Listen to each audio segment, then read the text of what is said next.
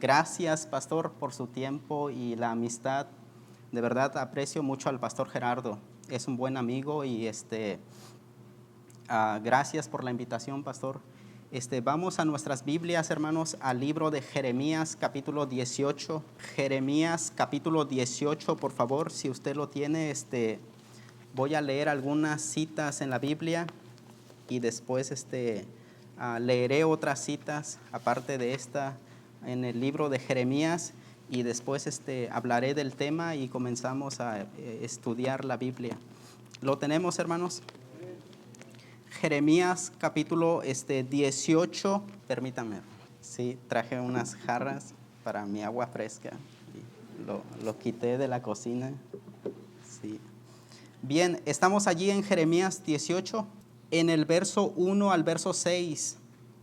Yo lo leo, hermanos. Palabra de Jehová que vino a Jeremías diciendo: levántate y vete a casa del alfarero, y allí te haré oír mis palabras. Y descendí a casa del alfarero, y he aquí que él trabajaba sobre la rueda, y la vasija de barro que él hacía se echó a perder en su mano. Y volvió y la hizo otra vasija según le pareció mejor hacerla. Entonces vino a mí palabra de Jehová diciendo: ¿no podré yo hacer de vosotros como este alfarero, oh casa de Israel? Dice Jehová: he aquí que como el barro en la mano del alfarero, así sois vosotros en mi mano, oh casa de Israel. Ahora, hermanos, tengan este cuadro y este pasaje en su mente. Vamos al libro de Romanos capítulo 9, por favor. Romanos 9. ¿Lo tenemos, hermanos? Romanos 9. Y voy a leer el verso 20 al verso 24. ¿Está bien? Mas antes, oh hombre, ¿quién eres tú para que alterques con Dios? Dirá el vaso de barro al que lo formó: ¿por qué me has hecho así? ¿O no tiene potestad el alfarero sobre el barro para hacer de la misma masa un vaso para honra y otro para deshonra? ¿Y qué si Dios, queriendo mostrar su ira y hacer notorio su poder, soportó con mucha paciencia los vasos de ira preparados para destrucción, y para hacer notorias las riquezas de su gloria, las mostró para con los vasos de misericordia que él preparó de antemano para gloria, a los cuales también ha llamado, esto es, a nosotros, no solo de los judíos, sino también de los gentiles? Dios le dice al profeta Jeremías: ve a la casa del alfarero y allí te haré oír mis palabras. ¿Está bien? Y en este verso, del verso 24, dice la frase allí: a los cuales también ha llamado, esto es, a nosotros. ¿Está bien? Y quiero hablarte acerca de este título, hermanos: llamados a observar la obra del gran alfarero. ¿Sí? Sobre eso voy a hablar. Llamados a observar la obra del gran alfarero. Vamos a orar. Señor, gracias por este día. Gracias por la obra que has hecho en nuestras vidas. Gracias, Señor, por la salvación eterna que nos has dado. Te pido, Señor, que nos perdones, Señor, que no haya nada que obstruya tu palabra. Y te pido, Señor, que el gran maestro sea el Espíritu Santo. Habla a mis hermanos y te pido, Señor, si hay alguien aquí que no es salvo, que hoy escuche con claridad el Evangelio y sea salvo. Te amamos, Señor, te lo pedimos en Cristo Jesús. Amén. Pueden sentarse, hermanos. Regrese conmigo, por favor, al libro de Jeremías, pero guarde su lugar en Romanos 9, porque otra vez estaremos allí. Jeremías capítulo 18, lo tenemos, hermanos. El alfarero y la vasija de barro es una parábola en el libro de Jeremías. Y es una parábola, ahora una parábola solamente es una comparación de las cosas, ¿está bien? Que Dios muestra al profeta Aquí hace énfasis a dos cosas en el libro de Jeremías 18. Dios es el alfarero e Israel la vasija de barro. Y hay algo muy importante que Dios enseña al profeta acerca de la parábola que él había visto, que Dios tiene mucha paciencia con los vasos de barro que él ha preparado. Dios tuvo mucha misericordia con Israel, estuvo al borde de la destrucción y Dios los volvió a salvar. Más de una ocasión Dios salvó a su pueblo de la destrucción. Entonces Dios nos enseña que Él tiene mucha paciencia con nosotros. Pero vea el verso 1 y 2. Dice, palabra de Jehová que vino a Jeremías diciendo, levántate y vete a casa del alfarero y allí te haré oír mis palabras. Quiero hablarte, hermanos, acerca de tres cosas. El alfarero es Dios. La casa sobre donde él trabajaba o el taller del alfarero es la iglesia. Y los vasos de barro que él estaba preparando somos nosotros. ¿Está bien? Sobre esas cosas voy a hablarte. En primer lugar, en el verso 2 dice, levántate y vete a casa del alfarero y allí te haré oír mis palabras. Jehová es el alfarero de las naciones. Él es el soberano de los reyes de la tierra. Y sobre su creación Él es el soberano. Porque solo Él es Dios y no hay más. En el libro de Isaías capítulo 64, un poquito atrás del libro de Jeremías, Isaías 64. Desde el verso 1 en adelante nos enseña esto. Isaías 64 dice, oh, si rompieses los cielos y descendieras y a tu presencia se escurriesen los montes, como fuego abrasador de fundiciones, fuego que hace hervir las aguas, para que hicieras notorio tu nombre a tus enemigos y las naciones temblasen a tu presencia. Cuanto haciendo cosas terribles, cuales nunca esperábamos, descendiste, fluyeron los montes delante de ti, ni nunca oyeron, ni oídos percibieron, ni ojo ha visto a Dios fuera de ti, que hiciese por el que en él espera.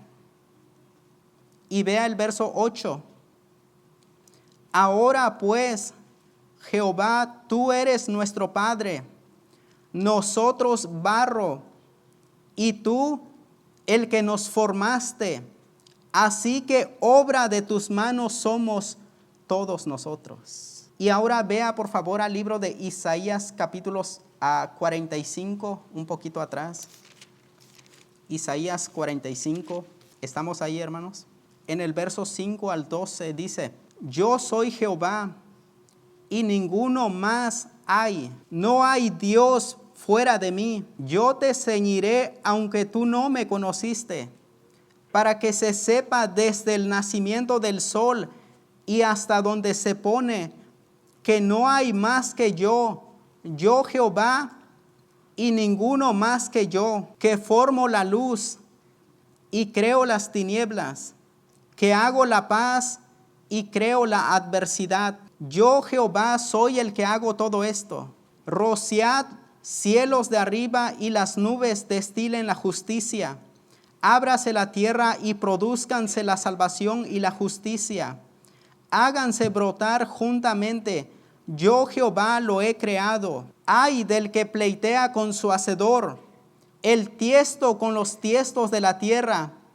Dirá el barro al que lo labra, ¿qué haces? Ay del que dice al padre, ¿por qué engendraste? Y a la mujer, ¿por qué diste a luz? Así dice Jehová, el Santo de Israel y su formador.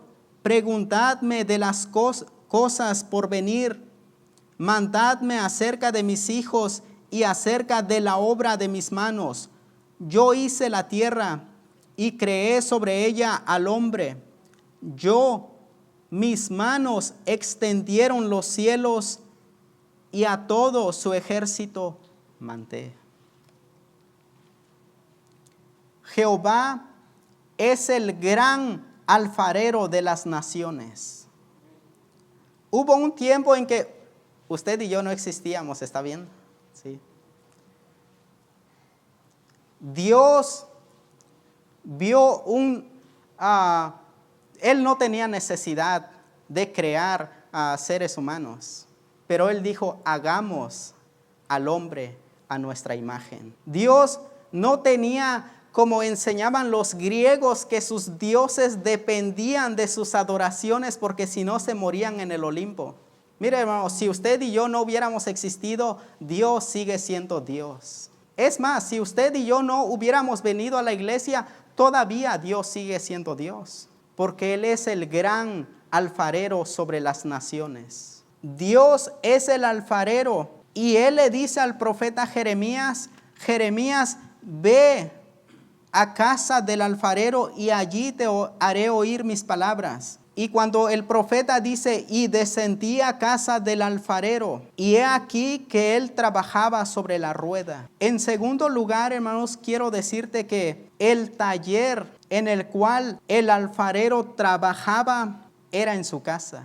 El taller en el cual el más hábil alfarero está trabajando es en su casa, es decir, la iglesia.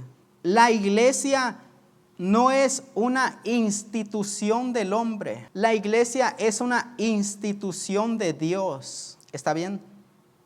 ¿Sí? No fue un invento del hombre para convencerte a estar dentro de una religión, si usted pensaba eso. La misma palabra en el griego traducido significa congregación o solamente una reunión.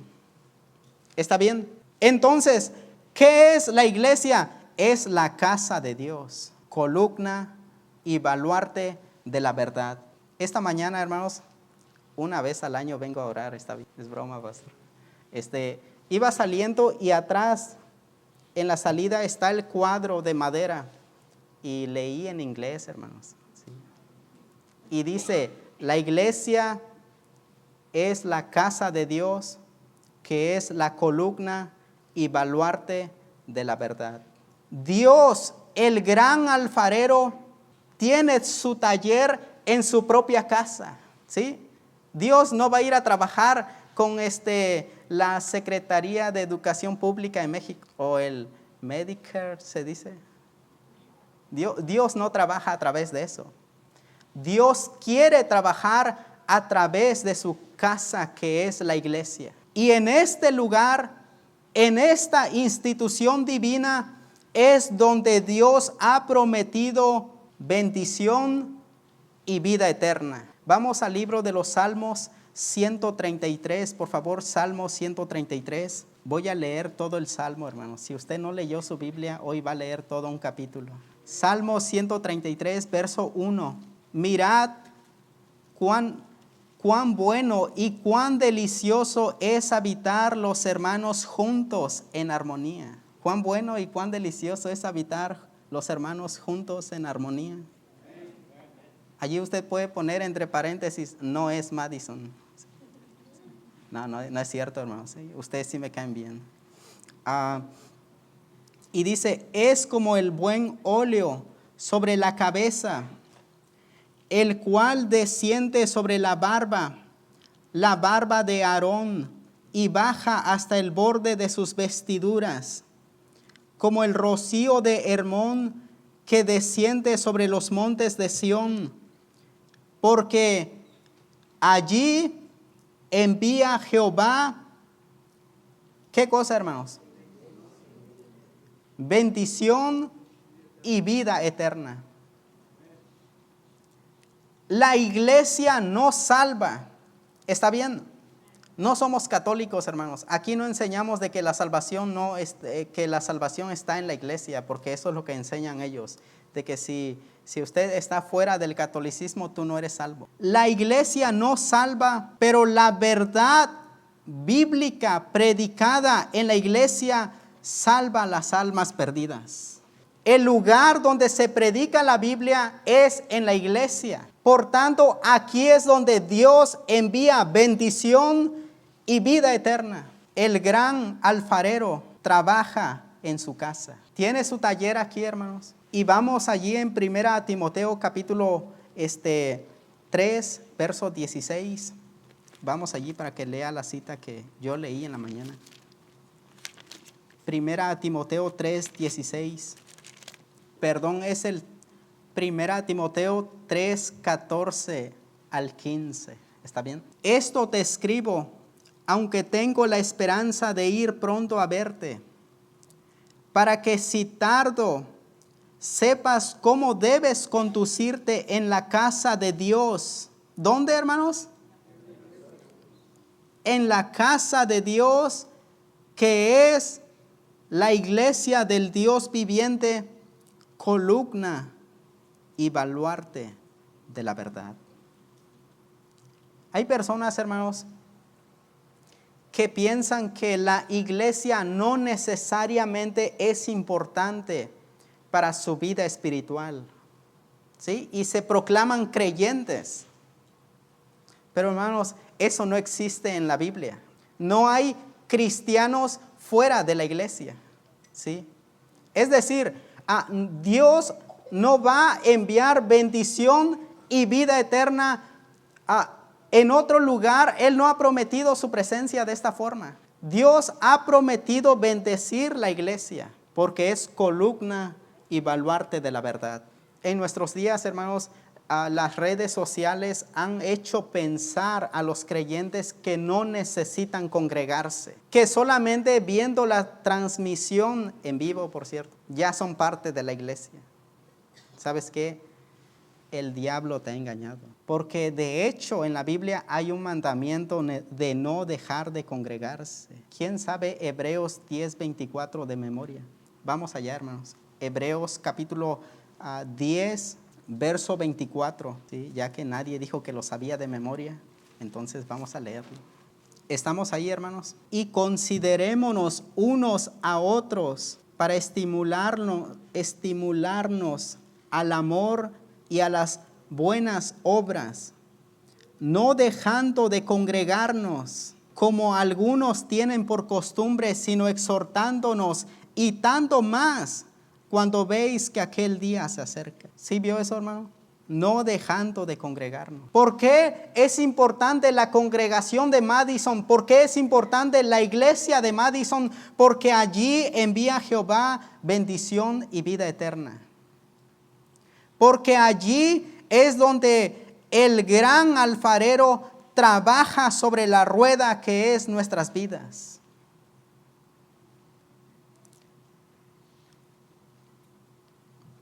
Y vamos, por favor, hermanos, al libro de los Hechos, capítulo 2, un ejemplo más acerca de que Dios trabaja en la iglesia.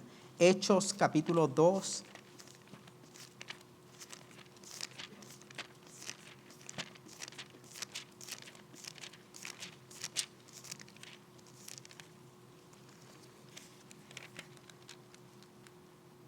Estamos ahí, hermanos, verso 1 en adelante.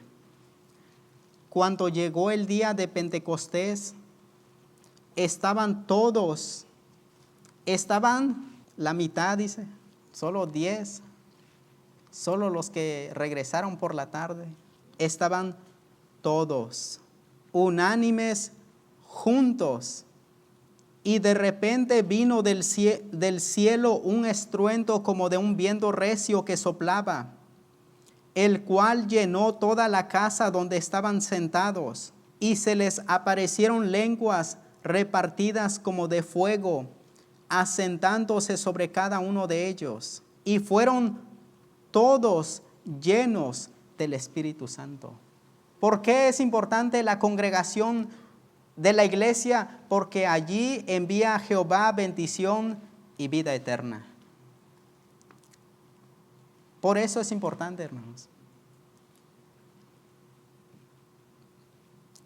Dios le dice al profeta: ve a la casa del alfarero y allí te haré oír mis palabras. Y dice allí que mientras él va a la casa del alfarero, él desciende. El alfarero trabajaba en su casa sobre la rueda. ¿Qué es eso de la rueda, hermano Efren? Son las circunstancias de nuestras vidas. Las circunstancias de nuestras vidas siempre son cambiantes, ¿sí? Y Dios trabaja no con las circunstancias de nuestras vidas. Dios es soberano. Por tanto, Dios le dice al profeta, ve y allí te haré oír mis palabras. El taller, hermanos, de Dios es la iglesia, columna y baluarte de la verdad.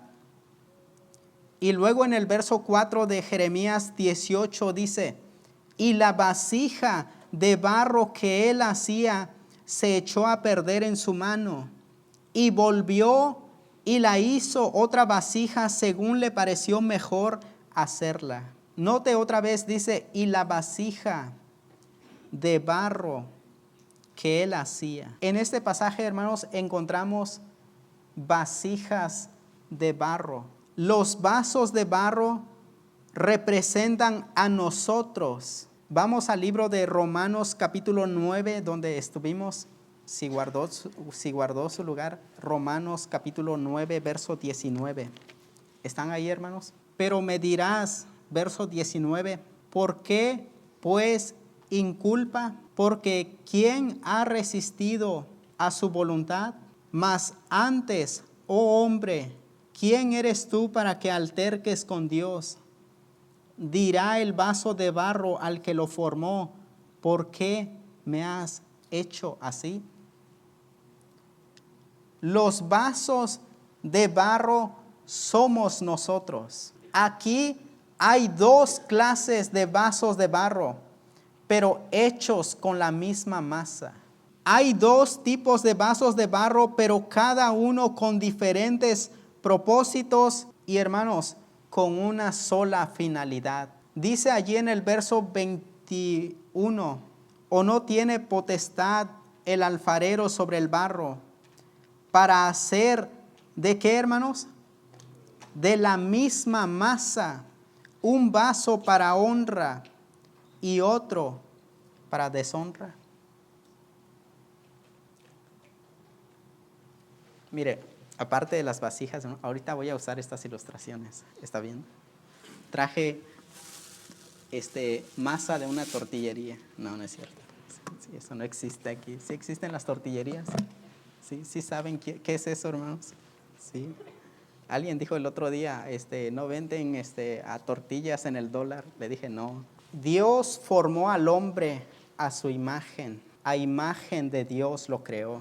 Vamos al libro de Génesis capítulo 1, por favor. Génesis 1. Hermanos, hoy voy a usar muchas ilustraciones, ¿está bien? Así que si te pido algo, por favor, sé más cortés y presta atención porque voy a ocupar tal vez algo de ti, ¿sí?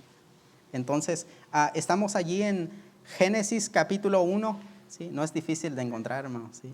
¿Está bien?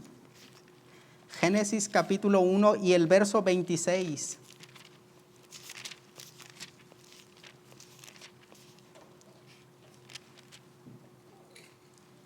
¿Estamos ahí?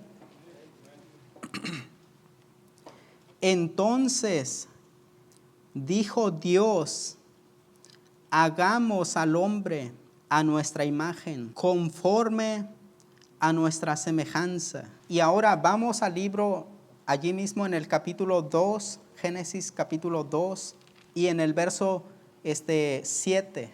Génesis capítulo 2, verso 7. ¿Estamos ahí, hermanos? Sí. Entonces Jehová Dios formó al hombre, ¿de qué cosa, hermano? Dice, del diamante. ¿Usted qué pensaba que era el centro del universo? Formó al hombre del polvo de la tierra. Y sopló en su nariz aliento de vida, y fue el hombre un ser viviente. Hermanos, los vasos de barro somos nosotros. Dios tomó del polvo de la tierra, y ¿saben cómo se llama eso, hermanos? Hizo lodo, e hizo una figura, y fue por su poder y el poder de su palabra que puso aliento en esta figura que él había creado. Hay dos tipos de vasos de barro, uno para honra y otro para deshonra. Son diferentes, con diferentes propósitos, pero los dos tienen una sola finalidad: la gloria del alfarero, la gloria de Dios. Vamos allí, por favor, al libro de Romanos capítulo 9. Regrese allí, hermanos. Romanos capítulo 9. ¿Están ahí, hermanos? En el verso 22 dice: ¿y qué si Dios, queriendo mostrar su ira y hacer notorio su poder, soportó con mucha paciencia los vasos de ira preparados para destrucción? Encontramos que hay dos tipos de vasos, uno para honra y otro para deshonra. Los vasos preparados para ira, preparados para su destrucción, y los vasos de misericordia preparados para la gloria de Dios. En el verso 23 dice: y para hacer notorias las riquezas de su gloria, las mostró para con los vasos de misericordia que él preparó de antemano para gloria. Los vasos de ira preparados para destrucción, hermanos, son aquellos que han endurecido su corazón y han rechazado el evangelio. Un ejemplo en la Biblia, y el ejemplo más grande, pienso, es Faraón. Allí mismo en Romanos capítulo 9, verso 17 dice: porque la escritura dice a Faraón: para esto mismo te he levantado, para mostrar en ti mi poder y para que mi nombre sea anunciado por toda la tierra. El ejemplo más grande en la Biblia que encontramos acerca de un vaso de ira preparado para destrucción es Faraón. Quien conoce la Biblia, hermanos, sabe que Dios envió a su siervo Moisés. ¿Y cuántas veces vinieron las plagas? ¿Alguien sabe, hermanos? ¿Cuántas plagas fueron sobre la tierra de Egipto? 10. Y todas las veces que Dios mandó a Moisés, Faraón solamente rechazó a Dios. Yo no sé usted, hermano, pero si viene alguien y me dice lo que va a pasar mañana y acontece, y luego otra vez y otra vez acontece, y una vez más, los mismos hechiceros de Egipto le dijeron a Faraón: esto es el dedo de Dios. ¿Y sabes qué hizo Faraón? Traiga más hechiceros para que curen la tierra de Egipto. Y Dios le dijo: mira, te he levantado solamente para mostrar en ti mi poder. Solamente para que seas un ejemplo de un vaso de ira preparado para destrucción. ¿Por qué fue destruido Faraón? Porque se resistió a Dios. Cuando Dios llamó a este hombre al arrepentimiento, se resistió a Dios. El Espíritu Santo, hermanos, es el más grande maestro y el más hábil alfarero, que trabaja sobre la rueda de los corazones de los hombres, haciéndoles oír una y otra y otra y otra vez el evangelio. El Espíritu Santo está allí convenciendo al hombre de pecado, de justicia y de juicio. Que no miren a la religión, que no miren al hombre, que no miren sus obras, que vean la gran obra que Dios ha hecho en la cruz. ¿Cuál gran obra, Efraín? ¿Cuál gran obra? Que hace más de 2000 años Dios fue hecho hombre. El Dios que es inmortal estaba muriendo por el hombre mortal. Que el Dios eterno estaba habitando un vaso de barro temporal. La perfección de Dios habitando la imperfección humana. El justo muriendo por los injustos. Emmanuel, Dios con nosotros. Y Él estaba allí colgado en un madero entre el cielo y la tierra, para que a través de Él, de su muerte, de su sepultura y de su resurrección, nosotros tengamos vida eterna. Hermanos, Dios ha hecho mucho más por usted de lo que usted piensa. Él dio a su propio Hijo para salvarnos de nuestros pecados. Y el Espíritu Santo está allí trayendo al hombre una y otra vez al arrepentimiento, y el hombre se resiste. Hermanos, la casa de Dios es la iglesia, columna y baluarte de la verdad. Hay gente que mientras estoy predicando está pensando, ay, ¿para qué vine? Qué aburrida predicación. Yo vine porque alguien más me obligó a venir. Y solamente se están resistiendo a Dios y exhibiéndose solo como un vaso de ira, preparados para destrucción. Piensa en eso. Hay gente, hermanos, que ha estado en una buena iglesia y ha escuchado bien el evangelio, pero no son salvos. ¿Por qué? Porque mientras el predicador está allí gastándose hasta la última gota de saliva que tiene, no les importa a la gente. No les importa sus almas eternas, que un día serán arrojadas al infierno, y piensan que es algo ligero. Por eso la Escritura dice, hoy es el día de salvación. Si oyereis hoy su voz, no endurezcáis vuestros corazones. Si Dios te está llamando al arrepentimiento, hoy es el día de salvación. No mañana, no quizás, cuando tenga tiempo. Hay un hombre en la Biblia, en el libro de los Hechos, que dijo, por poco me persuades a ser cristiano. ¿Sabes qué? Por poquito, pero ahorita está en el infierno, seguramente.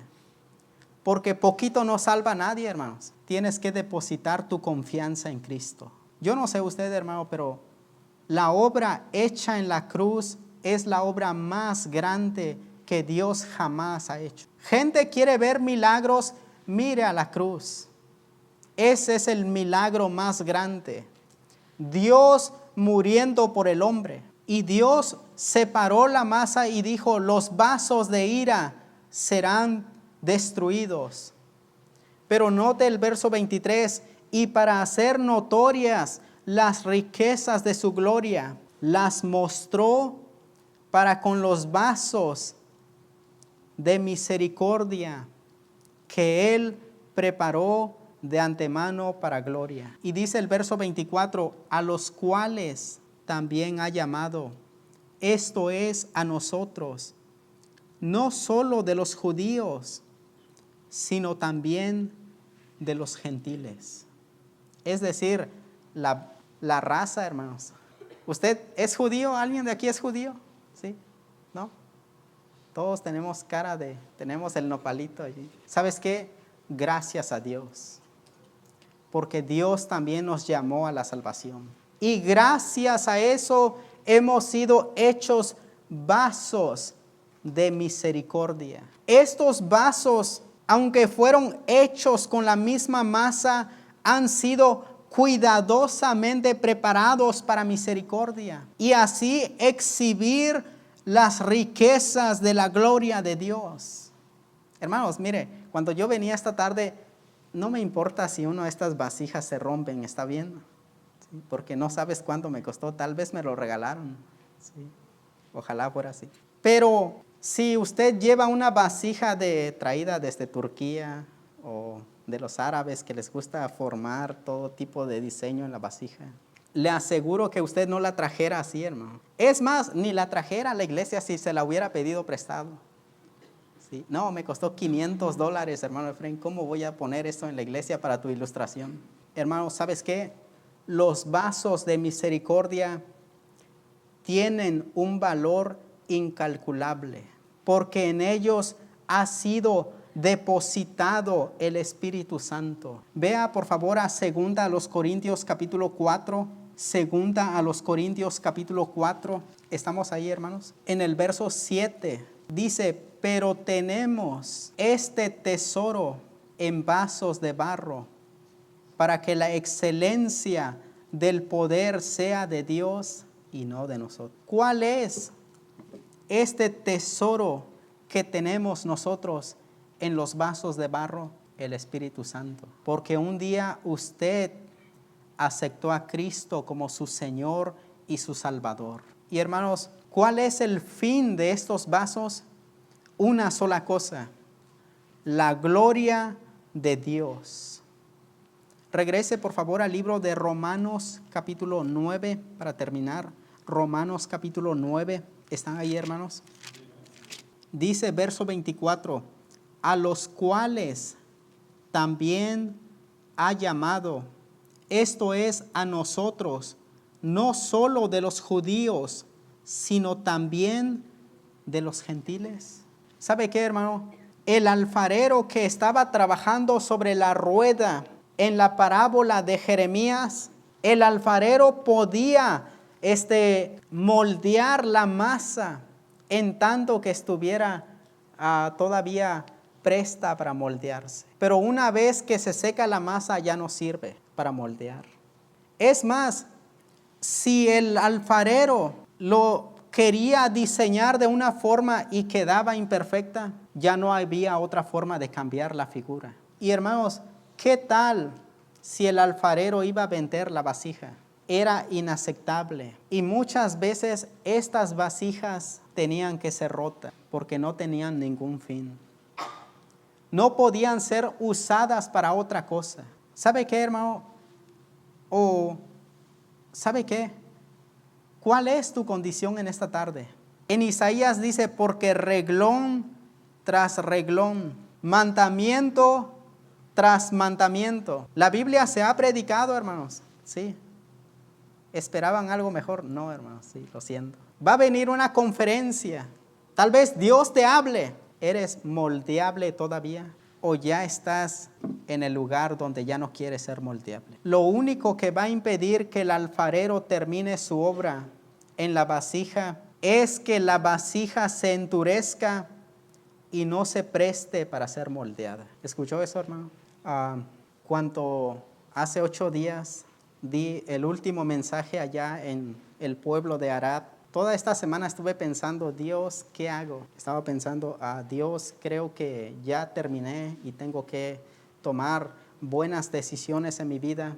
Y Dios dijo, espera, Efraín. Sí, a veces yo hablo con Dios, no te sorprendas. No eres obra terminada todavía. Mientras tú te prestes para ser moldeado, tú no eres una obra terminada. Pero hay gente en la iglesia que ya no le importa hacer cambios en su vida, que piensan que ya llegaron a donde deberían llegar. Yo no sé usted, el apóstol Pablo dijo, no lo he alcanzado aún. Dice, todavía prosigo a la meta para ver si logro. Hermanos, para ver si logro. ¿Te imaginas eso? El apóstol Pablo diciendo, no he llegado a la perfección. Y usted dice, yo nomás fui una vez el domingo porque es suficiente. Lo único que va a estorbar que el alfarero termine su obra en la vasija es que la vasija se endurezca. ¿Sabe qué, hermano? La iglesia de Madison tiene mucho por delante. No es una obra terminada. ¿Cómo lo sabes, hermano Efraín? Porque hay un montón de bancas vacías. Pero es nuestro deber ser moldeables. Vamos a ponernos de pie, hermanos. Piensa en eso. Dios no ha terminado conmigo. ¿Para qué estoy siendo formado? ¿Como un vaso de ira preparado para destrucción? ¿O como un vaso de misericordia preparado para exhibir la grandeza de mi Dios? Voy a invitar al pastor que venga y tome la invitación, hermanos. En un momento van a tocar el piano y usted piense, hermano, no necesita endurecer su corazón. Hable con Dios y pídale perdón.